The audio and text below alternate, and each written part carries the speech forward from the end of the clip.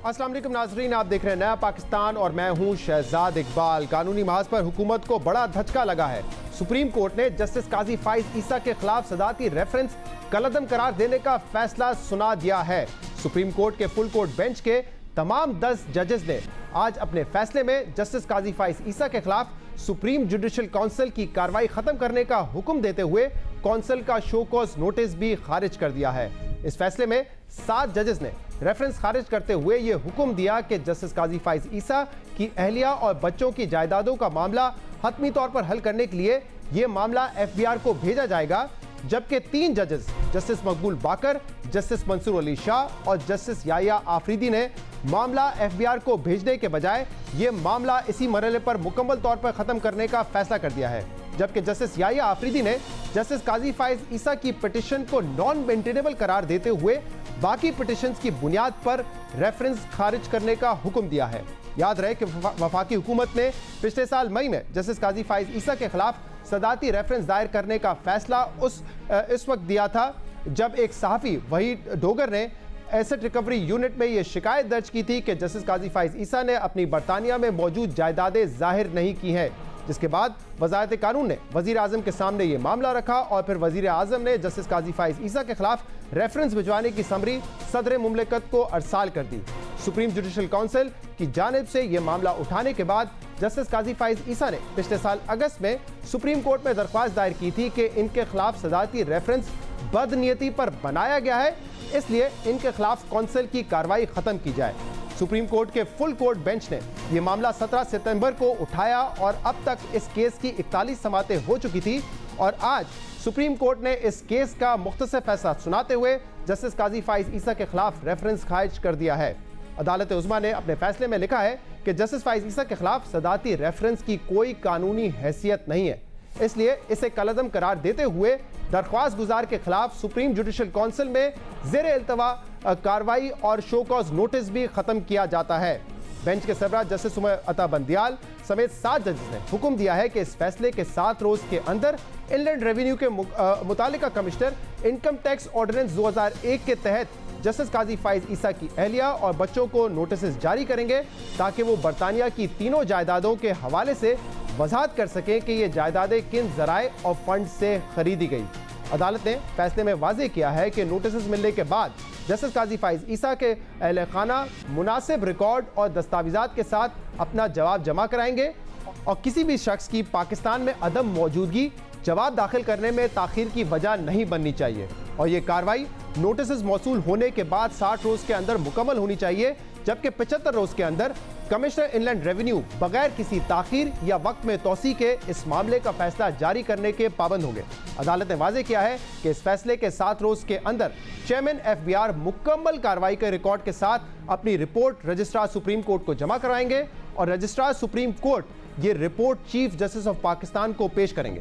फैसले में यह वाज़ेह किया गया है कि अगर जरूरत पड़ी तो चीफ जस्टिस ऑफ पाकिस्तान ये रिपोर्ट सुप्रीम जुडिशल काउंसिल के सामने रखेंगे और काउंसिल जरूरत पड़ने पर जस्टिस काजी फाइज ईसा के खिलाफ किसी भी किस्म के गौर खौस एक्शन, ऑर्डर या कार्रवाई का फैसला करेगी और ये सब आर्टिकल 209 के तहत असखुद नोटिस की बुनियाद पर किया जाएगा।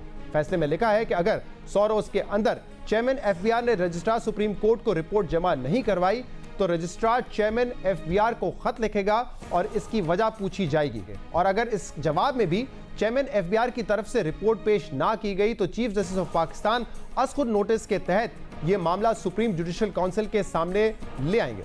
अदालत ने अपने फैसले में यह भी वाज़ेह किया है कि इनकम टैक्स ऑर्डिनेंस 2001 के तहत कमिश्नर इनलैंड रेवेन्यू इस मामले का जो भी फैसला करें, तमाम फरीकैन इसकी अपील का हक हासिल रखते हैं। ये सुप्रीम कोर्ट के साथ जजेस का मुत्तफ़िका फैसला है, मगर बेंच के 3 जजेस ने मामला एफबीआर को भेजने की अक्सरियती फैसले से इत्तेफाक नहीं किया। ताहम इन तीनों जजेस ने जस्टिस मकबूल बाकर, जस्टिस मंसूर अली शाह और जस्टिस याया आफरीदी ने जस्टिस काजी फाइज ईसा के खिलाफ रेफरेंस खारिज करने का फैसला मुत्तफ़िका तौर पर दिया है। सुप्रीम कोर्ट में जस्टिस काजी फाइज ईसा समेत दीगर दरख्वास्तों पर समाअत तकरीबन 10 माह से जारी थी, जबकि पिछले 1 हफ्ते के दौरान इस केस में कई अहम मोड़ सामने आए हैं।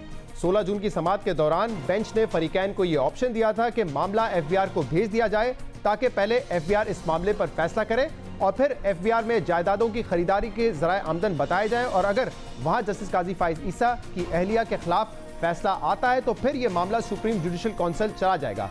अदालत की इस तजवीज़ पर वजीर कानून फरूक नसीम ने वजीर आजम से मुशावरत के लिए 1 रोज़ की मोहलत मांगी थी और फिर अगले रोज़ वजीर कानून फरूक नसीम ने अदालत को बताया कि वजीर आजम को यह तजवीज़ कबूल है कि मामला एफबीआर को भेज दिया जाए और अगर जस्टिस काजी फाइज ईसा की अहलिया वहां मुनासिब जवाब जमा करवा देती हैं तो मामला वहीं ख़त्म हो जाएगा। मगर जस्टिस काजी फाइज ईसा ने 2 रोज़ पहले अदालत में हाजिर होकर इस तजवीज़ की मुखालफत करते हुए कहा था कि यह मामला एफबीआर को ना भेजा जाए। एफबीआर ने माजी में भी उनकी अहलिया के साथ अच्छा सलूक नहीं किया है। जस्टिस काजी फाइज ईसा ने अदालत से यह इस्तदा की कि उनकी अहलिया अदालत के सामने इस मामले पर बात करना चाहती हैं और कल फुल कोर्ट ने इनकी इस दरख्वास्त को कबूल करते हुए उनकी अहलिया सरीना ईसा को जवाब देने का मौका दिया। इसके बाद सरीना ईसा ने बरतानिया की जायदाद की मनी ट्रेल सामने रखी और रिकॉर्ड के साथ बताया कि किन जराए से उन्होंने ये जायदाद खरीदी थी और किस तरह फंड्स पाकिस्तान से बरतानिया मुंतकिल किए गए। जस्टिस काजी फाइज ईसा के अहलिया की अदालत के सामने कल जो बयान दिया गया था वो इस केस में गेम चेंजर साबित हुआ और आज सुप्रीम कोर्ट के फुल कोर्ट बेंच ने जस्टिस काजी फाइज ईसा के खिलाफ रेफरेंस खारिज करने का फैसला कर दिया। इस पर अब से कुछ देर पहले हुकूमती टीम ने भी अपना मौक़िफ़ दिया है। शहजाद अकबर ने प्रेस कॉन्फ्रेंस करते हुए ये बताया कि जो फैसला आज आया है सुप्रीम कोर्ट की जानिब से, जो शॉर्ट ऑर्डर आया है, वो इससे मुतमईन है। सबसे पहले तो ये कहना बड़ा ज़रूरी है कि हुकूमत इस फैसले से मुतमईन है। ये एक बड़ा अहसन फैसला है। हम शुरू दिन से इस बात का यकीन रखते हैं कि जजेस के मामलात सिर्फ सुप्रीम जुडिशल काउंसिल को देखने चाहिए। इंतज़ामिया का, एग्जेक्टिव का उस मामले से कोई ताल्लुक़ नहीं है। आपका ताल्लुक़ सिर्फ उस हद तक है कि आपने इतला पहुँचा दी जो आइन के मुरवज्जा तरीके हैं उसके मुताबिक। अब honourable supreme court of Pakistan के लार्जर बेंच की रोशनी में जो इसके लिए स्कीम ऑफ थिंग्स तय की गई हैं, हम ये समझते हैं वो बिल्कुल मुनासिब हैं। जो फैसला आया उससे मुतमईन है और कहा कि जो उन्होंने मामला भेजा एफबीआर के पास और अगर ज़रूरत पड़ी तो मामला सुप्रीम जुडिशल काउंसिल की तरफ से टेकअप किया जाएगा, उससे वो मुतमईन है। शहजाद अकबर साहब हमारे साथ प्रोग्राम में मौजूद हैं, उनसे हम इस केस के बारे में तफसील से बात करेंगे जो आज जजमेंट आई है। लेकिन पहले हमारे नुमाइंदा खसूसी कयूम सिद्दीकी साहब हमारे साथ मौजूद हैं, उनसे जानते हैं कि मज़ीद क्या तफसीलात है और इस केस में आगे कैसे बढ़ा जाएगा। जी Shahzad, supreme court of Pakistan ने अपने इस फैसले में जो सदारती रेफरेंस भिजवाया गया था जस्टिस काजी फाइज ईसा के ख़िलाफ़, उसको ना सिर्फ कलअदम करार दे दिया है बल्कि सुप्रीम जुडिशल काउंसिल की जो कार्रवाई हुई थी और उसके ज़िम्न में जो उनको शो कॉज नोटिस हुआ था उसको भी जो है वो गैर कानूनी करार दिया है। ये तो मेजॉरिटी फ़ैसला है, लेकिन जैसे कि आपको पता है कि 29 दरख्वास्तें थीं, उसमें जस्टिस काजी फाइज ईसा की दरख्वास्त के हवाले से एक जज जस्टिस याह्या अफरीदी ने इख्तलाफ किया और उनकी दरख्वास्त डिसमिस की है। लेकिन वो जो रिलीफ है वो बार एसोसिएशंस ने जो मांगा था वो रिलीफ जो है उनको ग्रांट किया गया। तो इस तरह से 10 के 10 जज साहिबान जो हैं उन्होंने रेफरेंस जो है वो कलअदम करार दे दिया है और शो कॉज नोटिस और सुप्रीम जुडिशल काउंसिल की कार्रवाई भी। लेकिन उसके बाद जो अगला मरहला है वो ये है कि जो मामला है टैक्स से मुतल्लिक जस्टिस काजी फाइज ईसा की अहलिया और बच्चों के जो टैक्स रिटर्न से मुतल्लिक मामला है, उस हवाले से अदालत ने जो है वो एक टाइमलाइन मुकर्रर की है और ये कहा है कि जो भी कार्रवाई जो टैक्स इश्यूज़ के हवाले से अब तक एफबीआर में हुई थी उसको जो है वो टर्मिनेट कर दिया गया, उसको क्वैश कर दिया गया है और ये कहा गया कि इनकम टैक्स कमिश्नर असर 9 जो है वो ये कार्रवाई शुरू करे और जब ये कार्रवाई हो तो फिर उसके बाद जो है ये सारी रिपोर्ट जो है वो एक तो पहली बात तो ये है कि इसको 7 दिन के अंदर, आज के बाद 7 दिन के अंदर कार्रवाई शुरू करना होगी एफबीआर को और फिर उसके बाद जो है वो ज़ाहिर है जस्टिस काजी फाइज ईसा की अहलिया और बच्चों को जो है वो नोटिसेस जारी होंगे, वो अपने रिप्लाई सबमिट करेंगे। दे दी गई है। बहुत बहुत शुक्रिया। हमारे साथ कयूम सिद्दीकी साहब मौजूद थे। शहजाद अकबर साहब हमारे साथ मौजूद हैं, special assistant to the prime minister. बहुत बहुत शुक्रिया शहजाद अकबर साहब, आपने हमें ज्वाइन किया। आपसे कुछ देर पहले आपने प्रेस कॉन्फ्रेंस की, आपने कहा कि जो आज फैसला आया है शॉर्ट ऑर्डर सुप्रीम कोर्ट का उससे आप मुतमईन हैं और आप रिव्यू में नहीं जाएंगे, और आपने ये कहा कि हम जो चाहते थे वही आया है फैसला इस केस में। लेकिन आप लोगों की राय ये थी, आप लोग चाहते ये थे कि जस्टिस काजी फाइज ईसा साहब के खिलाफ जो तहकीकात हो वो हो सुप्रीम जुडिशल काउंसिल में की जाए, लेकिन ये फैसला तो उसके बरक्स है। यहाँ तो ये कहा गया है कि उनकी अहलिया और उनके बच्चों की मजीद मालूमात जो है वो एफबीआर उनसे तलब करेगा और उनका रिकॉर्ड जो है वो मांगा जाएगा एफबीआर की जानिब से। लेकिन आप तो चाहते थे कि काजी फाइज ईसा, जस्टिस काजी फाइज ईसा के खिलाफ तहकीकात हो सुप्रीम जुडिशल काउंसिल में। जी शहजाद, शुक्रिया। मैं सिर्फ पहली तो ये चीज़ अर्ज़ करना चाहता हूँ, जिस दिन से ये रेफरेंस फाइल हुआ है सुप्रीम कोर्ट में, इसके ऊपर पटिशन दाखिल हुई है, मैंने कभी इसके ऊपर कोई कमेंट इसलिए नहीं किया। सब जुडिस मैटर है और बड़ा सेंसिटिव इंस्टीट्यूशन, जजेस, उनकी तकरीम, उनकी इज़्ज़त, उनकी इंडिपेंडेंस, ये सारी चीज़ें हमारे सामने मौजूद थी और इसी वजह से कभी इसके ऊपर ज़्यादा बात ही नहीं की मीडिया में उस तरह से। आज प्रेस कॉन्फ्रेंस करने का वाहिद मकसद ये था कि जब फ़ैसला आया तो उसके ऊपर शायद बहुत ज़्यादा गलतफहमियाँ भी थी, उनको दूर करना और हुकूमत इस फ़ैसले को कैसे ले रही है। वज़ीर-ए-आज़म साहब ने भी, उनसे मीटिंग हुई, उनको फ़ैसले से आगाह किया गया और उनकी तरफ से भी था कि हम मीडिया पे ये क्लैरिटी दें कि हुकूमत का क्या मौक़िफ़ है।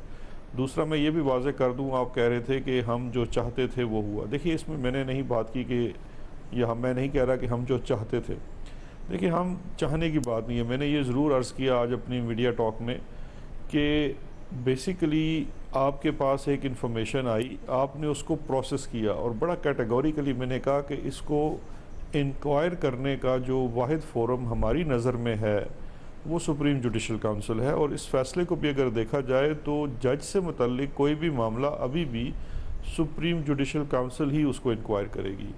जहाँ तक उस मामले में जो एक फैक्चुअल क्वेश्चन है उन फ्लैट से रिलेटेड, प्रॉपर्टी से रिलेटेड, उसे सुप्रीम कोर्ट ने अपने इस मुख्तसर फ़ैसले में एफबीआर को डिटर्मिन करने के लिए भेज दिया और अपनी रिपोर्ट उन्होंने कहा है कि आप सुप्रीम जुडिशल काउंसिल को भेज दें।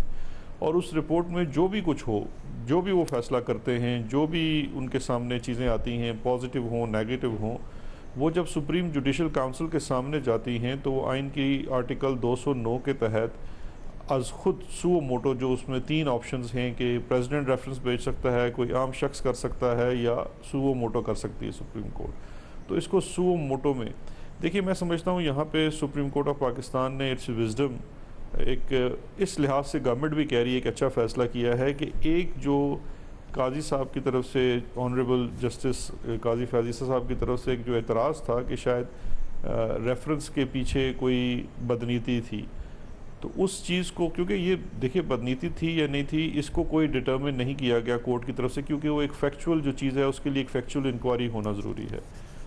हम इस लिहाज से खुश हैं कि अगर देखिए हमारे पास जो इतला थी, अब अगर वो इतला एफबीआर उसको प्रोब कर ले और सुप्रीम जुडिशल काउंसिल के पास चली जाए, वो इस मामले को देख ले, हुकूमत को इससे कोई इतराज़ नहीं। मैं यहाँ ये भी अर्ज़ करता चलूँ, आपके इल्म में होगा कि इस प्रोसीडिंग्स के दौरान मुझे एक अर्ज़ करने दें, शहजाद मुझे अर्ज़ करने दें, शायद आपके सवाल का जवाब हो जाए। इस प्रोसीडिंग के दौरान ये कोर्ट की तरफ से एक ऑप्शन भी रखी गई हुकूमत के सामने कि अगर इस मामले का ये इशू मुतय्यन करने के लिए एफबीआर को भेज दी जाए तो हुकूमत को क्या कोई एतराज़ तो नहीं होगा। और हमें साफ कहा गया कि आप अपने क्लाइंट यानी कि फेडरेशन से जो वकील हमारे वहाँ पे थे, फ़रूक नसीम साहब जी, उनसे आप इंस्ट्रक्शंस लें। तो हमने उस वक़्त कंसल्ट किया फेडरेशन को, फेडरल गवर्नमेंट को, और प्राइम मिनिस्टर साहब की तरफ से भी यही इंस्ट्रक्शंस थी कि अगर ये मामला एफबीआर को भेज दिया जाए तो हमें कोई एतराज़ ना होगा। सिर्फ हमने उसमें ये अर्ज़ की कि ये इसको कोई टाइम बाउंड भी कर दें ताकि ये चलता ना रहे, किसी के सर के ऊपर तलवार भी लटकती रहे तो अच्छी नहीं है। तो जो आज फैसला इवेंचुअली उन्होंने इस मामले पे किया, हम तो इस पे ऑलरेडी एग्री कर चुके थे, तो इसलिए मैं समझता हूं, लेकिन उसमें एक फ़र्क है ना। देखिए, आज एक फ़र्क है। अब सुप्रीम कोर्ट ने आपका रेफरेंस खारिज कर दिया है, उसको कलअदम करार दे दिया गया है, जो कार्रवाई सुप्रीम जुडिशल काउंसिल में जारी थी, और इसके बाद एफबीआर को ये मामला भेजा है, और भेजा है कि उनकी अहलिया और उनके बच्चे आकर जवाब देंगे कि कहाँ से उनके पास ये अपार्टमेंट आया, ज़राए आमदन क्या थी। उस वक्त जब ये भेजा जा रहा था तो केस को खारिज नहीं किया जा रहा था, आज तो बाकायदा यूनानिमसली इस रेफरेंस को खारिज किया है ना। देखिए, मैं शहजाद फिर दोबारा मैंने प्रोग्राम से पहले भी आपसे बात की थी, मैं हरगिज़ नहीं चाहता इस सेंसिटिव इशू के ऊपर मज़ीद कोई क्या सराई करने से, लेकिन मैं सिर्फ for the sake of clarity अर्ज़ करना चाहता हूँ। देखिए, मैंने अपनी प्रेस टॉक में भी आज कहा कि ये किसी की हार जीत का मसला नहीं था, ये किसी की कोई हुकूमती अना का मसला नहीं था। हमें किसी तरीके से भी ये नहीं है कि ये रेफरेंस जीतता या ये रेफरेंस, हम तो अदालत में अगर आप हमारे वकील के आर्गूमेंट्स देखें तो उन्होंने बारहा अदालत में ये कहा कि बेशक ये मामला एफबीआर को भेज दे, वहाँ पे बात वाज़े हो जाए, सुप्रीम जुडिशल काउंसिल में वाज़े हो जाए, हमें किसी फोरम से कोई एतराज़ नहीं है। अब देखिए, इसमें जो अहम चीज़ है, आपकी अगर बात मान ली जाए कि हमारा रेफरेंस रिजेक्ट हो गया मतलब हुकूमत हार गई, मेरी ये बात ना मान लीजिए कि हुकूमत हार गई, लेकिन रेफरेंस रिजेक्ट हुआ, ये तो ऑर्डर है ना। सुप्रीम सर बात तो शहजाद बात सुन लीजिए ना। देखिए, आपका देखिए मसला पता क्या है, मसला ये है कि आपने एक शो में एक बात करनी है, वो आपका हक है, मैंने इसका जवाब देना है और मुझे बड़े एहतराम के कायदे में रहना है, क्योंकि हुकूमती ओहदा एक तरफ, मैं इस अदालत के सामने एक वकील भी हूँ और मेरे दिल में बहुत एहतराम है, इसलिए मैं बड़ा केयरफुल हूँ। मैं एक चीज़ सिर्फ आखिरी अर्ज़ करना चाहता हूँ कि अगर ये बात कह दी जाए कि जी रेफरेंस आपका रिजेक्ट हो गया, तो सुप्रीम जुडिशल काउंसिल का शो कॉज भी उन्होंने कलअदम करार दे दिया है। तो जो मैं बात पहले कर रहा था, ना ये किसी की जीत है ना किसी की हार है, एक ड्यू प्रोसेस है, उसके तहत हमने रेफरेंस भेजा, अदालत हमसे उसने इत्तफाक नहीं किया, उसने कलअदम करार दे दिया।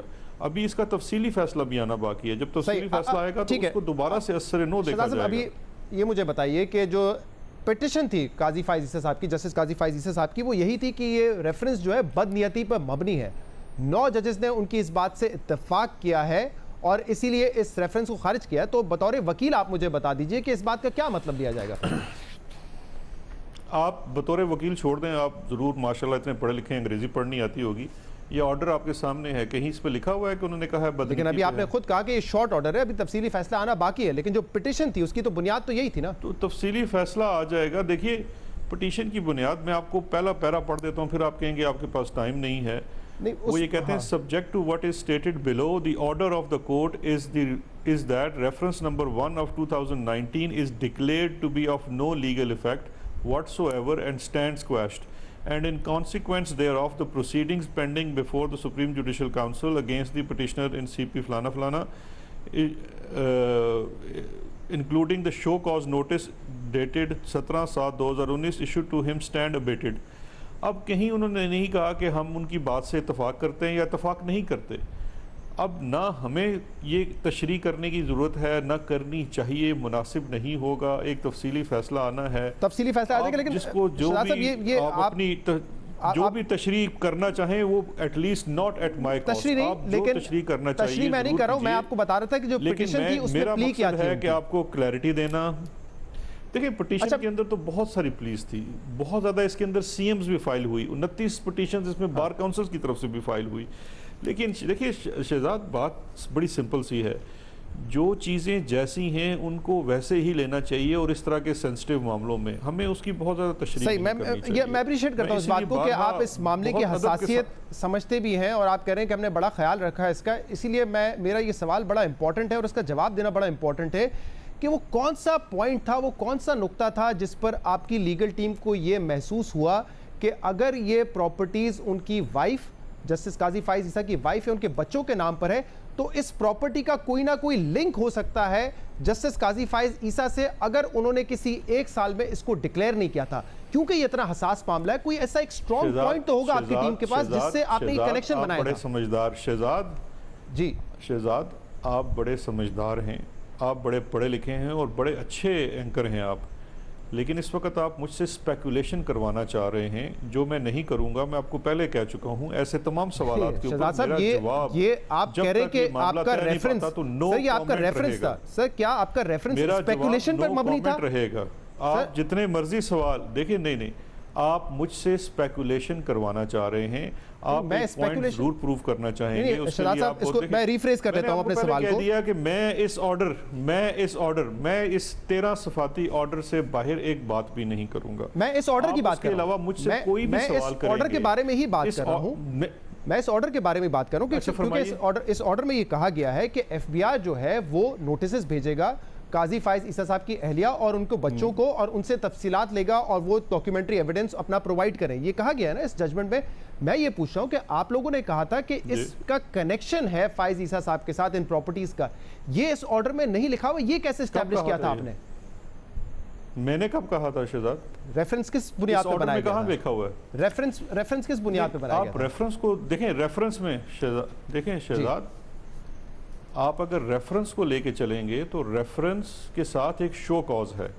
आप अपने प्रोग्राम के अंदर क्या शो कॉज इशू करने वालों को बुला के पूछेंगे कि उन्होंने शो कॉज में वो चीज़ें क्यों लिखी? इसीलिए मैं आपको बहुत ज़्यादा कॉशन के साथ कह रहा हूँ कि ये मुनासिब नहीं है कि हम इसके ऊपर फैक्चुअल चीज़ों के ऊपर कमेंट करें, क्योंकि ये मामला अभी भी FBI के सामने है, वहाँ से SJC के सामने जाना है।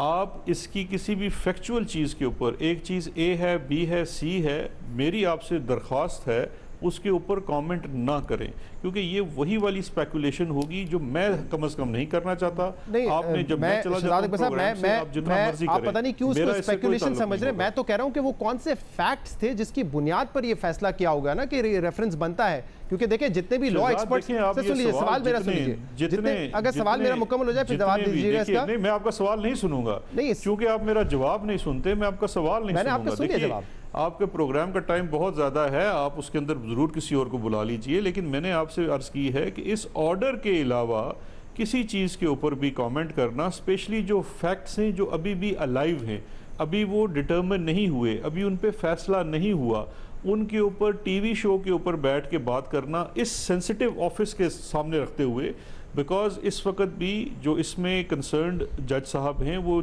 जज हैं chief supreme court of Pakistan के, हमारे लिए बहुत मोअज़्ज़ज़ हैं। हमें नहीं चाहिए कि हम किसी भी चीज़ को उनसे या उनके ख़ानदान से मुतल्लिक कोई भी बात किसी भी मीडिया पब्लिक प्रोफाइल के ऊपर करें, मैं मुनासिब नहीं समझता। मैं उसके लिए आपसे इंतहाई मैं थोड़ा सा हैरान इसलिए हूं क्योंकि आप इस ऑर्डर के बाद भी बात नहीं करना चाहते, सवाल करना चाहते हैं सादिक साहब। मैं क्योंकि आपको बाहर कोई बात नहीं करना चाहता, मैं हुकूमती नुमाइंदे के तौर पे आपसे बात कर रहा हूं, तो मैं हैरान इस बात पे हूं कि आप लोगों ने एक रेफरेंस बनाया जो कि आप खुद कह रहे हैं कि काबिल एहतराम जज हैं, उनके खिलाफ रेफरेंस बनाया, उसकी पूरी कार्रवाई होती रही, अब ऑर्डर आ गया, लेकिन आप कह रहे हैं कि इस पॉइंट पे हम नहीं बात कर सकते कि वो कौन सा नुक्ता था जिसपे ये प्रॉपर्टीज कनेक्ट करती है फाइज ईसा साहब को। इसकी वजह मैं आपको बता देता हूं, क्योंकि जितने भी लॉ एक्सपर्ट से हमने बात की वो कह रहे हैं कि 116 का मामला बड़ा सिंपल होता है कि अगर कोई इंडिपेंडेंट है आपका स्पाउस तो उसके एसेट्स आपने नहीं डिक्लेयर करने होते। ये बड़ा सादा सा एक नुक्ता था जो एक्सपर्ट्स आके कह रहे हैं, इसीलिए मैं जानना चाह रहा हूँ। ये देखिए, बिल्कुल आप मेरी तरफ से शहजाद, आप जितने मर्जी एक्सपर्ट्स के साथ बैठ के जितने लंबे प्रोग्राम करना चाहे, मुझे उससे कोई एतराज़ नहीं है, क्योंकि वो अपने कोलो फेल के खुद मालिक हैं। मैं आपको बारहा कह चुका हूं कि मुझे इसके किसी भी फैक्ट्स के ऊपर जब तक ये मामला कंक्लूजन पे नहीं चला जाता, या तो आप मुझे ये बता दें कि इस मामले में कंक्लूजन हो चुकी है, आप ईमानदारी से बताइए क्या कंक्लूजन हो चुकी है। अभी इन्हीं फैक्ट्स को डिटर्मिन करना है FBI ने, अब उसकी जुरिस्डिक्शन है। ये बहुत गैर मुनासिब होगा कि हुकूमती नुमाइंदा कोई भी, चाहे वो किसी भी सतह का हो, इसके ऊपर फैक्चुअल चीज़ों के ऊपर कॉमेंट करे, क्योंकि मामला अभी भी पेंडिंग है। आपने मुझसे मेरी राय मांगी, ये कंक्लूजन तो है ना कि जस्टिस काजी फाइज ईसा के हवाले से नहीं कहा गया है कि उनकी तहकीकात की जाए, उनके बच्चों की और उनकी वाइफ की डिटेल्स ली जाएंगी, और अगर कोई नया ऐसा प्रूफ सामने आता है, कोई नई इंफॉर्मेशन आती है, तो फिर सुप्रीम जुडिशल काउंसिल जो है उसको सामने रखते हुए फैसला कर सकती है कि क्या हमने आगे बढ़ना है और क्या 209 की कार्रवाई होनी है नहीं। ऐसा ही है ना? देखिए, इसके अंदर एक इसका शायद पैरा 11 है, उसके अंदर लिखा हुआ है कि ये दो डिस्टिंक्ट प्रोसीडिंग्स हैं। एक प्रोसीडिंग वो है जो FBI के सामने है, और एक प्रोसीडिंग जो है जो सुप्रीम जुडिशल काउंसिल के सामने है। दोनों डिस्टिंक्ट प्रोसीडिंग्स हैं, दोनों का अपना प्रोसेस है, और दोनों के अंदर जो लोगों के ऊपर प्रोसीडिंग्स हैं वो डिफरेंट हैं। ये इस जो फैसले में लिखा हुआ बिल्कुल वैसे ही लिखा हुआ है।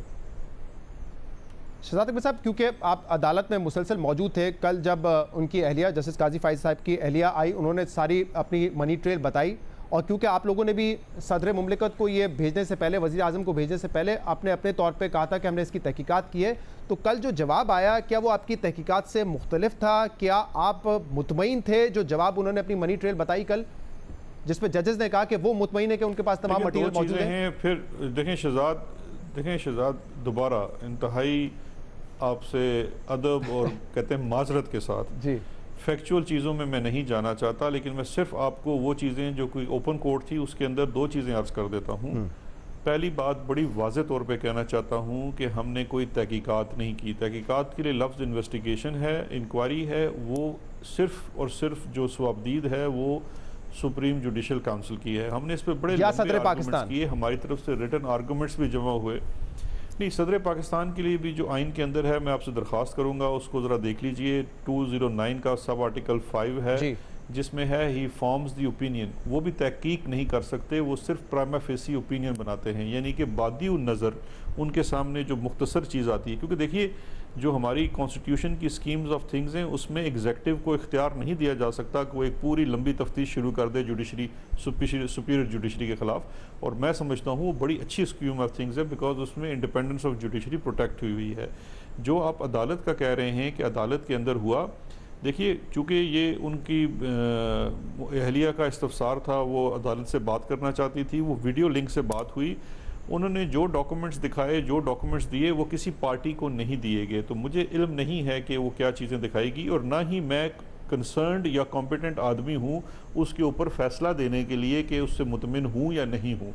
वो FBR ही देखेगी, वो FBR के सामने वैसे भी कोर्ट ने फैसला कर दिया, वो मामला वहाँ चलेगा। अच्छा शहजाद अकबर साहब, ये आप कह रहे हैं कि हमने तहकीकात किसी किस्म की नहीं करवाई थी, लेकिन अदालत में तो तहकीकात नहीं बल्कि ऑब्जर्वेशंस में भी ये कहा गया है कि क्या जजेस की जासूसी हो सकती है। कल फ़रूक नसीम साहब इसके हक़ में दलाइल दे रहे थे कि अगर कोई डॉक्यूमेंट पब्लिक हो तो उसको जासूसी नहीं कहा जा सकता, और कहाँ कहाँ किन ममालिक में इस किस्म की जासूसी की इजाज़त है। वो तो कल इसके हक़ में दलाइल दे रहे थे जासूसी के, मैंने तो सिर्फ तहकीकात का लफ्ज़ इस्तेमाल किया है। देखिए जब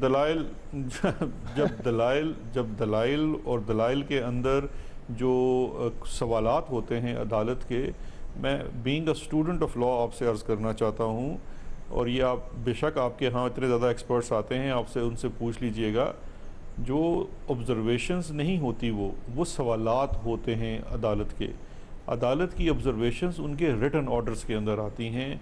ज़ुबानी जो अदालत में सवाल जवाब किए जाते हैं वो प्रोब कर रहे होते हैं मैटर को, ये जानने के लिए कि अगर एक सपोजिशन है कि अगर ये मामला हो तो ये ऐसे कैसे होगा, वो मामला हो तो कैसे होगा। हमारा मौक़िफ़ जो अदालत में भी था वो सिंपल यही था कि सिर्फ इसके अंदर जो पब्लिक डॉक्यूमेंट्स हैं, पब्लिक डोमेन में हैं, सिर्फ उसी की हद तक एसेट रिकवरी ने असिस्टेंस दी। और दूसरा बड़ा इंपॉर्टेंट पॉइंट है कि ये रेफरेंस एसेट रिकवरी यूनिट ने नहीं बनाया, ना ही वो बना सकती है, ना ही उसके टर्म्स ऑफ रेफरेंस के अंदर ये इख्तियार है, और हो भी नहीं सकता। तो वो सारी चीज़ें जो थी हमारे रिटन सबमिशंस के अंदर, हमारे ओरल सबमिशंस के अंदर अदालत के सामने पेश कर दी गई थी। सही। वैसे क्योंकि मैंने ये खोल लिया है आर्टिकल 209(5)(b), इसमें ज़रा इसको मैं बता दूं क्यों मैं कह रहा था। प्रेसिडेंट के हवाले से ये लिखा हुआ है कि इसमें ये कहा गया the president shall direct the council to और द काउंसिल में on its own motion inquire into the matter. इसलिए मैंने कहा था कि ये प्रेसिडेंट भी इंक्वायर कर सकते हैं, लेकिन आप कह रहे हैं कि ऐसा नहीं है। नहीं, आप इसको दोबारा शहजाद दोबारा पढ़ें। जी आप दोबारा पढ़ें। इसमें लिखा हुआ है council shall inquire into the matter, president will only direct the council. वो कहेगा कि आप इसमें इंक्वायर करें, वो खुद इंक्वायर नहीं करेगा। अच्छा, अब आप कह रहे हैं कि जजमेंट के अलावा आप किसी इशू पे बात नहीं करना चाहेंगे, इस केस पे आप स्पेकुलेट नहीं करना चाहेंगे, लेकिन कुछ कैटेगोरिकल रिमार्क्स है जो कि इस पूरे एहतसाब के अमल के हवाले से दिए थे, वो तो मेरे ख्याल से आप उस पर कॉमेंट कर सकते हैं, क्योंकि उस पर आप कॉमेंट करते भी रहे। जैसे कि ये कहा गया था कि जिस किस्म का एहतसाब है ये बदतरीन है। ये जजेस की तरफ से ऑब्जर्वेशन दी गई कि अरशद मलिक जिनकी एक वीडियो सामने आई थी उनके खिलाफ कोई तहकीकात नहीं हुई, लेकिन सुप्रीम कोर्ट के एक जज के खिलाफ तहकीकात शुरू कर दी। और कल जस्टिस अता बंदियाल साहब ने भी ये कहा था कि ये सामने आता है हमारे कि कुछ इन्फॉर्मेशन आती है उसको दबा के बैठ जाते हैं, और जब कोई पिच से बाहर निकल के खेलता है तो फिर उसको इस्तेमाल किया जाता है। ये तो बड़ी कैटेगोरिक किस्म की ऑब्जर्वेशंस थी और हुकूमत के एहतसाब पर एक सवाल खड़ी करती हैं। इस पर क्या कहेंगे आप? देखिए, वंस अगेन शहजाद, ऑब्जर्वेशंस हैं, कोर्ट को सवालात करती हैं, उनके जवाबात दिए जाते हैं, वो कोई ना ही डिक्री है ना जजमेंट है। मेरी समझ में नहीं आता कि हम उस पर बहस क्यों करना चाहते हैं। लेकिन आपसे मैं एक सवाल करना चाहता हूँ, आप माशाल्लाह इतने तहकीकाती सहाफ़ी हैं, एंकर हैं। अरशद मलिक साहब को किसने अपॉइंट किया था?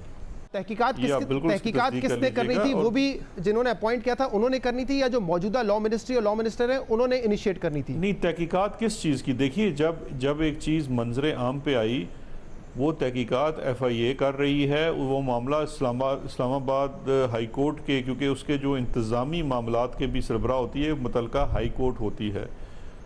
इस्लामाबाद हाई कोर्ट के हुक्म के ऊपर तहकीकात की जा रही हैं, उसमें चलान हुआ है, उसमें कुछ लोग पाकिस्तान से बाहर हैं, तो वो पूरा प्रोसेस तो तहकीक का हो रहा है। मुझे नहीं समझ आती कि आप उसमें किस तरह से मुझसे सवाल पूछना चाह रहे हैं। सवाल मैंने नहीं पूछा, ये कल जजेस की ऑब्जर्वेशन थी और जजेस ने कहा था कि हम इस मामले को ऑर्डर में कहीं ना कहीं जाके सेटल करेंगे, ये लिखेंगे हम।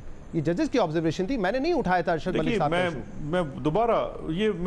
मैं आपसे दोबारा आपके यहाँ इतने एक्सपर्ट्स आते हैं, कॉन्स्टिट्यूशनल एक्सपर्ट्स हैं, लीगल एक्सपर्ट्स हैं, आप बराए मेहरबानी उनसे ज़रूर पूछ लीजिएगा कि अदालत के अंदर जो बातें ज़ुबानी की जाती हैं या जो सवालात मुख्तलिफ़ केसेस के अंदर काउंसिल से किए जाते हैं, उनका कोई इतलाक़ किसी लीगल डिक्री में नहीं होता है।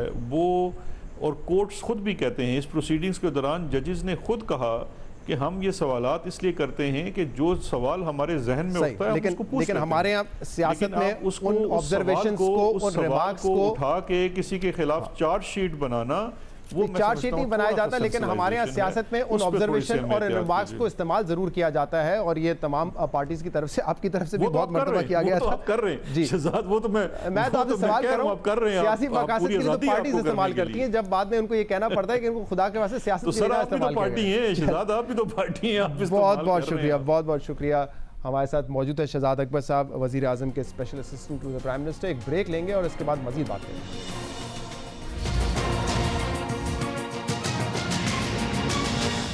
जस्टिस काजी फाइज ईसा के खिलाफ जो रेफरेंस था उसको आज सुप्रीम कोर्ट ने कलअदम करार दिया है। इस वक्त हमारे साथ मौजूद है पाकिस्तान के साबिक वज़ीर आज़म शाहिद खाकान अब्बासी साहब। शाहिद खाकान अब्बासी साहब, बहुत बहुत शुक्रिया आपने हमें ज्वाइन किया। इस पूरे मामले के दौरान हमने देखा कि आपकी पार्टी का कोई इस पर मौक़िफ़ नहीं आया, आपकी पार्टी खामोश थी, लेकिन आज ऑर्डर आ चुका है सुप्रीम कोर्ट का। कैसे देखती है आपकी जमात इस फैसले को? नहीं, देखिए, हमने तो पहले दिन से कहा था कि ये सारा काम ही बदनीयती पर मबनी है और पहले दिन से जो हुकूमत के हालात रहे हैं कि क्या काबीना की अप्रूवल थी या नहीं थी, फिर ये रेफरेंस क्या PM ऑफिस ने जारी किया है, सदर साहब ने देखा था, कि सदर साहब खुद रिकॉर्ड पर हैं कि जी मैंने तो रेफरेंस देखा ही नहीं, फिर बाद में कहा नहीं मैंने साइन कर दिया था। तो ये पहले दिन से ही बहुत से शुकूक व शुबहात इस रेफरेंस के बारे में पैदा हो रहे थे और फिर जो रेफरेंस के हकायक सामने आए उसमें भी ये कोई एक ARU बना हुआ है, उसके कोई साहब इंचार्ज हैं, उनके बारे में मुख्तलिफ किस्म की बातें हैं। तो ये पूरी बात ही बड़ी मशकूक सी लग रही थी और इसके मकासद सिर्फ ये थे कि जुडिशरी को भी हुकूमत के ताबे किया जाए। तो आज अल्हम्दुलिल्लाह वो बात तो ख़त्म हो गई है। अभी तो डिटेल जजमेंट आएगी तो उसमें सही पता चलेगा कि क्या एक्शंस सुप्रीम कोर्ट ने रिकमेंड किए हैं, क्योंकि रेफरेंस तो क्वाश हो गया, लेकिन अब जो लोग इसको बनाने वाले थे, जो उनकी बदनीयत की थी, उस पर सुप्रीम कोर्ट क्या करता है ये देखना पड़ेगा। अभी शहजाद अकबर साहब मेरे साथ मौजूद थे, उन्होंने कहा कि इस फैसले में शॉर्ट ऑर्डर में एटलीस्ट ये नहीं लिखा गया है कि ये बदनीयती की वजह से इसको कलअदम करार दिया है, लेकिन आज एहसन इकबाल साहब ने ये कहा था अपने ट्वीट में कि ये गैर कानूनी इकदाम था और इसकी जिम्मेदारी कबूल करते हुए वज़ीर आज़म को मुस्ताफ़ी हो जाना चाहिए। एहसन इकबाल साहब, अभी इसको क्यों कहा जा रहा है कि ये गैर कानूनी इकदाम था? वो कह रहे हैं कि हमारे सामने एक कंप्लेन आई थी, उसको हमने वेरीफाई किया, सुप्रीम जुडिशल काउंसिल भेजा, इसमें गैर कानूनी इकदाम किस वजह से इसको करार दिया जा रहा है आपकी तरफ से? जी देखें, इसकी डिटेल जजमेंट आने दें, उसमें बड़ा क्लियर होगा। और देखें, हुकूमत की बदनीयती तो सामने आ गई है कि जहां पर मुल्क के इतने मसाइल हैं, हुकूमत ने एक फ्रिवलस पिटीशन की, रेफरेंस दायर किया एक सुप्रीम कोर्ट के जज के खिलाफ। उसके क्या मुहर्रकात थे इसमें? चूंकि कैबिनेट फैसला करती है, वज़ीर आज़म का फैसला होता है, वो इसके अंदर मुलव्वस हैं, उनके ये तमाम ये जो लोग मुख्तलिफ किस्म के उन्होंने रखे हुए हैं ये मुलव्वस हैं। फिर सदर साहब ने भी बगैर उसकी जांच पड़ताल किए उसको आगे भेज दिया। उनका भी काम था कि कम से कम ये जरूर देखते कि इसके अंदर क्या लिखा हुआ है, उसमें कितनी जान है, क्योंकि ये तो जाहिर हो गया कि उसको जो क्वाश कर दिया गया, जिस तरह क्वाश किया गया है, उससे मुझे पूरा यकीन है कि जुडिशल काउंसिल ये फैसला करेगी कि इसमें हुकूमती बदनीयती शामिल है। और जो असल इशू था कि जो उनके एहलिया या बच्चों के एसेट्स हैं, उनको एक सेपरेट इशू के तौर पर सुप्रीम कोर्ट की अक्सरियत ने कहा है कि उसको ट्रीट किया जाए और इनकम टैक्स के कानून के तहत किया जाए। यानी वो बेसिक ग्राउंड जिसपे फैज ईसा साहब के खिलाफ कार्रवाई हो रही थी, उसको हुकूमत ने, उसको जुडिशल काउंसिल ने रद्द कर दिया। तो हुकूमत की नीयत बड़ी वाज़ेह है। आप प्राइम मिनिस्टर तो इस्तीफे देने में बहुत से और मौके भी हैं, ये भी उसके अंदर शामिल कर दिया जाए। लेकिन अब्बास साहब, इसी जजमेंट में एक ये विंडो तो खुली है ना कि अगर एफपीआर जब इसकी कार्रवाई करेगा और इसके बाद उसकी रिपोर्ट जो है सुप्रीम जुडिशल काउंसिल तक पहुंचाई जाएगी, और अगर सुप्रीम जुडिशल काउंसिल ज़रूरी समझता है कि इसमें किसी ना किसी किस्म का कनेक्शन बन सकता है जस्टिस फाइज ईसा के साथ, तो फिर इस पे 209 के तहत जो है सू मोटो ले सकता है सुप्रीम जुडिशल काउंसिल और कार्रवाई हो सकती है। ये विंडो खुला रखा है इस जजमेंट में। नहीं, जो मेरी रीडिंग है कम से कम वो ये नहीं है कि उन्होंने इस पूरी चीज को अलहदा रखा है, जो इनकम टैक्स का ऑर्डिनेंस है उसके तहत इसको डील किया जाएगा। जो उन्होंने सो मोटो की विंडो तो हमेशा ओपन रहती है, वो तो सुप्रीम कोर्ट के पास होती है। तो सो मोटो हो सकता है वो उन लोगों के खिलाफ एक्शन ले जिन्होंने ये सारी बदनीयती की है। तो मैं तो उसको उस तरह देखता हूँ। अच्छा अब्बास साहब, एक ये लार्जर इशू है और सियासतदान इस पर अक्सर बात करते रहे कि हमारा एहतसाब तो होता है, वो FIA भी करता है, अदालतें भी करती हैं, नैब भी करता है, लेकिन फ़ौज का एहतसाब फ़ौज का इदारा खुद करता है, अदलिया में जजेस का एहतसाब अदलिया खुद करता है। ये इस चीज़ को आप कैसे देखते हैं? क्या ये मैकेनिज्म जो हमारा है इसको ऐसा ही रहना चाहिए या इसको तब्दील करने की ज़रूरत है? क्योंकि इस केस में भी आपको पता है बहुत सारी बातें इस तरह की उठी कि जज का एहतसाब कौन करेगा, क्या supreme judicial council right forum, इस तरह की कई बातें आती रही हैं सामने। देखिए, ये जहां तक ये बात है, इसमें कोई शुबा नहीं है कि जो नैब का कानून है ये बिल्कुल एक काला और गलत कानून है, जो इंसाफ के तकाजों से मुतसादम है, जो आइन से मुतसादम है, जो इस्लाम के सुलूक से मुतसादम है, और वो उसका इतलाक सिर्फ होल्डर ऑफ पब्लिक ऑफिस में होता है। तो मेरा ख्याल है कि ये जजमेंट शायद नैब के खात्मे का भी जरिया बनेगी, क्योंकि वो एक ऐसा कानून है जो किसी और को इतलाक जिसका नहीं होता। बाकी आप देख लें कि सुप्रीम कोर्ट खुद कह रहा है कि अगर आपके पास कोई शिकायत है जो इनकम टैक्स कानून के मुताबिक है, तो आप इनकम टैक्स कानून को इस्तेमाल करें। आप रेफरेंस क्यों फाइल कर रहे हैं? और जो होल्डर ऑफ पब्लिक ऑफिस होते हैं उन पर तो एक लाजमी होता है कि इलेक्शन कमीशन को हर साल अपने असासे वगैरह उसका वो उनको लिख कर देते हैं, उनको डिक्लेयर करते हैं। ये वाहिद सिर्फ सियासतदान करते हैं जो इलेक्टेड होते हैं, और कोई भी नहीं करता। ना फौज करती है, ना ब्यूरोक्रेसी करती है, ना जुडिशरी करती है। तो मेरा ख्याल है कि इंसाफ के तकाजे, बल्कि जजमेंट के आखिर में जो लिखा हुआ है कि जज पर भी उसी चीज का इतलाक होगा जो एक आम आदमी पर होगा, और इसी तरह सियासतदान को भी आप अगर आम आदमी समझेंगे तो कानून तो सबके लिए बराबर होना चाहिए। तो क्या आप इस मैकेनिज्म से मुतमईन है, आर्टिकल 209 से मुतमईन है कि जो भी जजेस के मिसकंडक्ट के हवाले से कार्रवाई होगी वो आर्टिकल 209 के तहत ही होनी चाहिए, सुप्रीम जुडिशल काउंसिल ही करना चाहिए, यही मैकेनिज्म कंटिन्यू करना चाहिए?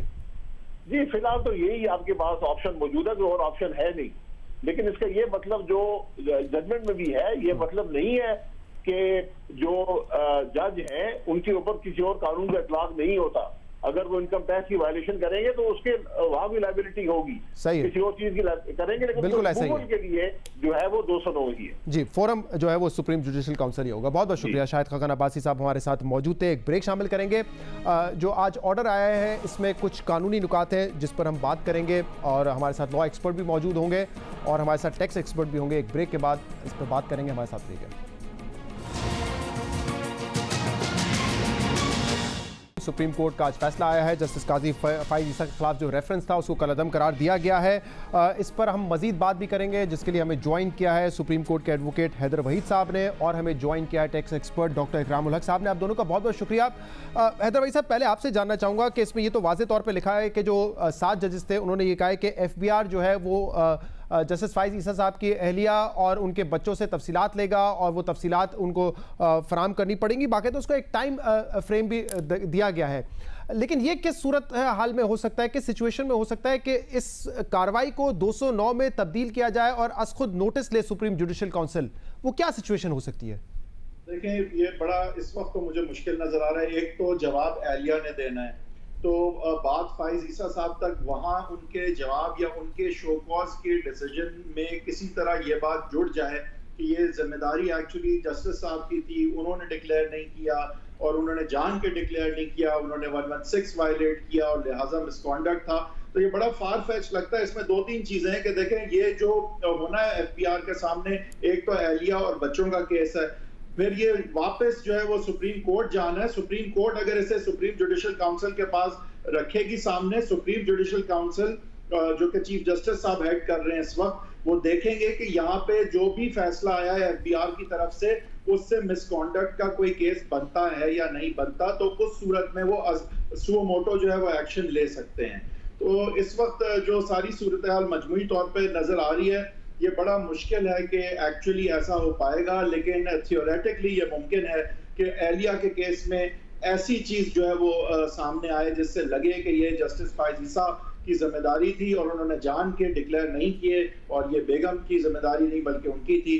बड़ा मुझे तो मुश्किल नजर आता है कि ऐसा हो पाएगा, लेकिन थियोरेटिकली कह सकते हैं मुमकिन है। लेकिन हैदर साहब, जो कल उन्होंने बयान दिया है, मिसेस फाइज ईसा साहब ने कल कोर्ट के सामने जो बयान दिया, जो बड़ा वाइडली रिपोर्टेड भी है, उसको पढ़ते हुए या उसको देखते हुए आपको लगता है कि किसी किस्म का कनेक्शन बन सकता है? क्योंकि उन्होंने तो बताया कि किस तरीके से उन्होंने अपार्टमेंट्स खरीदे, वो पैसे कहां से आए, पैसे किस तरीके से ट्रांसफर हुए, ये तमाम चीजें कल उन्होंने बताई है। यकीनन एफबीआर उन दस्तावेजात की मजीद तहकीकात करेगा। देखें, अगर ये मुमकिन होता तो एफबीआर पहले ही जांच पड़ताल करके उस चीज को बुनियाद बना के एक ठोस और बेहतर रेफरेंस फाइल करता।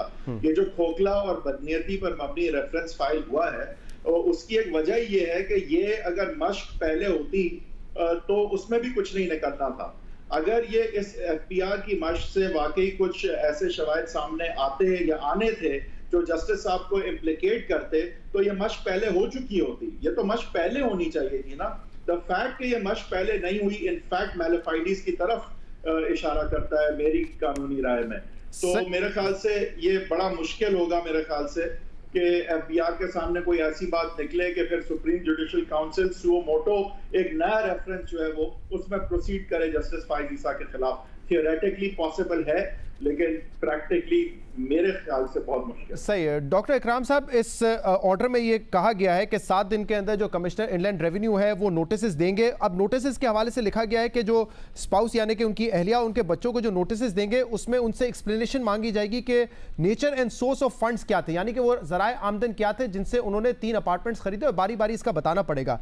लेकिन इसी ऑर्डर में ये भी लिखा हुआ है कि इनकम टैक्स ऑर्डिनेंस 2001 के तहत ये कार्रवाई होगी। अब इनकम टैक्स 2001 तो ये बात की इजाज़त नहीं देता कि 5 साल से पुराना जो भी टैक्स रिकॉर्ड है उसको देखा जाए। ये तो एक बंदिश है, वहाँ पे लिमिटेशन है। तो फिर कैसे इस केस में आगे बढ़ा जाएगा? जी, बड़ा मुनासिब सवाल है कि अगर इसके 2 हिस्से कर लिए जाएं कि एक तो कोर्ट की डायरेक्शन है कि वो इन्वेस्टिगेशन करे या असेसमेंट करे। असेसमेंट की हद तक तो जो भी उनके राइट्स एंड ऑब्लिगेशंस हैं वो तो बाईपास नहीं हो सकते। अब अगर वो केस टाइम बार्ड हो चुका है तो जाहिर है कि उसको कोई ऐसा कानूनी तौर पर तो हम नहीं कह सकते कि जब तक लॉ अमेंड ना हो तो उसको आप रीओपन करके उसमें कोई एडिशन कर सके। जहाँ तक दूसरा मामला है कि उनके यहाँ कोई ऐसी प्रोविजन मौजूद है, जैसे एक सेक्शन 176 है जिसके तहत आप सिर्फ इंक्वायरी कर सकते हैं। अगर वो इन आइसोलेशन देखा जाए, उसमें पूछा जाए, तो फिर भी सवाल ये पैदा होगा कि चूंकि जो इसकी मनी ट्रेल है उसके बारे में बड़ी तफसीलन जो है गोशवारे दाखिल हुए थे, और वो 2003-4 और उसके बाद 6 में, और वो सारी तफसील जो हमें बयान से पता चलती है।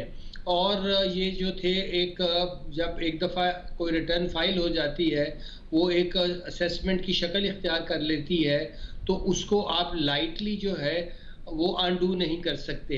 तो ये जो है एक बात इससे साबित होती है कि रेफरेंस बनाते हुए अगर आपका इल्ज़ाम ये था कि ये असासे जो हैं वो जज मोहतरम को दिखाने चाहिए थे और उनकी वाइफ ने दिखाए, या उसको देखा नहीं गया है, या गलत तरीके से इंटरप्रेट किया गया है लॉ को, तो इसके ऊपर मेरा ख्याल है जब तफसीली जजमेंट आएगी तो बहुत ज़्यादा जो है एम्बेरसमेंट जो है वो कॉज होगी गवर्नमेंट को।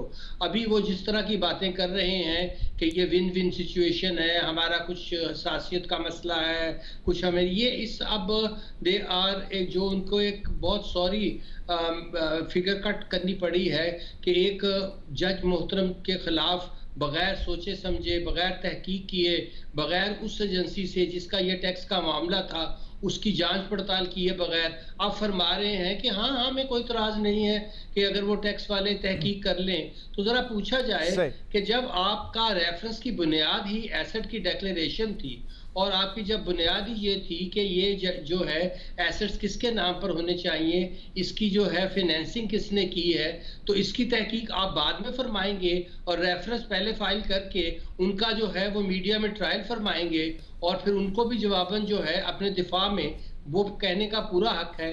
और इस जजमेंट में आज वो बहुत अच्छी बात उन्होंने लिखी कि जजेस को भी आईनी तौर पर वही हक हासिल है जो एक आजाद शहरी को हासिल है। अब ये जज को ना कोई प्रिविलेज है, हाँ अगर वो कोई गलत लॉ के अगेंस्ट काम करे तो उसके खिलाफ भी वही कार्रवाई होगी और अगर कोई आम शहरी भी करे तो वही होगी। तो इसका मतलब ये हुआ कि आपने उनकी जो हैसियत थी, अगर चले मैं आम शहरी की भी ले लूं, तो आपने उनके टैक्स रिकॉर्ड को देखने की तकलीफ ही गवारा। मैं चाहूंगा इस पे हैदर वहीद साहब का भी फरमा रहे थे। जी हैदर वहीद साहब आपका भी पॉइंट ऑफ व्यू इस पे लेना चाहूंगा कि ये कहा गया है कि जो नोटिस भेजे जाए उसमें उनसे मालूमात ली जाए, सोर्सेज ऑफ फंड की मालूमात ली जाए, लेकिन इनकम टैक्स ऑर्डिनेंस 2001 के तहत तो आप इतना पीछे नहीं जा सकते। 5 साल उसकी लिमिट है और गालिबन अगर इंक्वायरी हो जाती है तो 6 साल उसकी लिमिट है। तो फिर कैसे इस कानून के तहत कार्रवाई होगी फर्दर? देखें, ये जो पुराने नोटिस थे उनको क्योंकि कलअदम यहाँ पे करार दिया है, तो इसमें एक अजम्पशन और इम्प्लिसिट ये है कि ये जो कदगन लिमिटेशन की है उसको शायद सुप्रीम कोर्ट के मायने ये थे कि उसको हम एक रुकावट यहाँ पे नहीं समझा जाएगा और जो है ये कार्रवाई फिर भी जिस तरह से बयान की गई है, डायरेक्ट की गई है, उस तरह से होनी होगी। इसमें देखें शहजाद साहब, ये बात जो है ना, ये एफडीआर की तरफ फोकस बहुत ज्यादा जरूर है क्योंकि इस जजमेंट में बहुत सारे पैराग्राफ में एफडीआर का लिखा है, लेकिन ये जो जजमेंट है इसका पहला पैराग्राफ जो है उसके जो रैमिफिकेशंस और लार्जर रैमिफिकेशंस हैं, एक माहौल के हवाले से, एक माहौल जहां पे हम देखते थे कि बड़े केसेस के फैसले कुछ इस तरह से आते थे कि जो लोग पावर में नहीं थे, जो लोग ऑपोजिशन में थे, जो लोग कमजोर थे, जो लोग रुकावट थे, उनके खिलाफ ही फैसले आते थे। तो वो एक चीज यहाँ पे तब्दील होती नजर आ रही है और आगे जो हमें असल में अब अदलिया से जो एक उम्मीद रहेगी वो ये है कि कंसिस्टेंट तौर पे रूल ऑफ लॉ और इंडिपेंडेंस ऑफ जुडिशरी जो है उसका बोलबाला हो और आगे भी हम जो बड़े फैसले हैं जहां पे किसी को रास्ते से हटाने की कोशिश की गई है, जिस तरह से यहाँ की गई थी, तो वहां भी उसी तरह का इंसाफ मिले जो यहाँ हमारी खुशकिस्मती है कि जस्टिस फाइज ईसा को मिला। बहुत बहुत शुक्रिया हैदर वहीद साहब और डॉक्टर इकराम साहब हमारे साथ मौजूद है। आज के प्रोग्राम में इतना ही। इसका फीडबैक आप हमें दे सकते हैं हमारे सोशल मीडिया पर। इजाजत दीजिए, अल्लाह हाफिज।